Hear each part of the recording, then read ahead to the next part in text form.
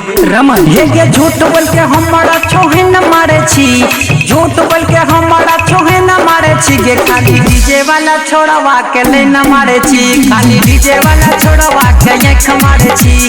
झूठ बोल के हमारा छोहे न मारे छी, झूठ बोल के हमारा छोहे न मारे छी गे। खाली डीजे वाला छोड़वा के आँख मारे छी, खाली डीजे वाला छोड़वा के ले न मारे छी।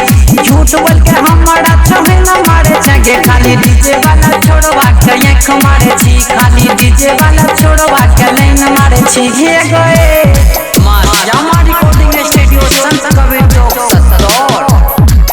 खाली डीजे वाला छोड़वा के ले न मारे छी, खाली डीजे वाला छोड़वा के ले न मारे छी।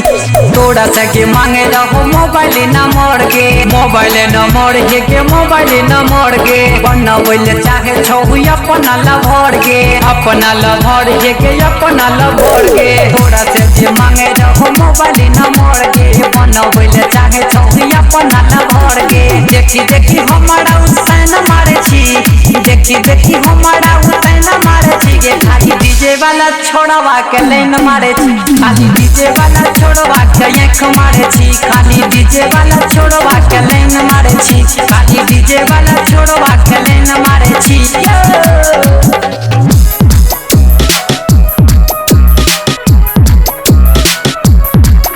खाली डीजे वाला छोड़वा के लाइन मारे छी, डीजे वाला छोड़वा के लाइन मारे छी। हे गे डीजे वाला छोड़वा के छोड़ दही संगे, छोड़ दही संग हे के छोड़ दही संगे। रूपदेव सरवन के बनाइले बलोम गे, बना ले बलोम हे के बना ले बलोम गे। डीजे वाला छोड़वा के छोड़ दही संग, दही रूपदेव गोहर के बनाइले बलोम गे। सकसी स्टाइल जेना जेना मारे छी, हे कैसे कसी स्टाइल जेना जेना मारे छी गे। खाली डीजे वाला छोड़वा के आँख मारे छी गे, खाली डीजे वाला छोड़वा के लाइन मारे छी, खाली 70 वाला छोड़ा के लाइन मारे छी गे। खाली डीजे वाला डीजे के लाइन मारे छी, छोड़ी डीजे लकी राज के आँख मारे छी। अब हमरा ठकते रवि गे। मां श्यामा रिकॉर्डिंग स्टूडियो संत कबीर चौक 70।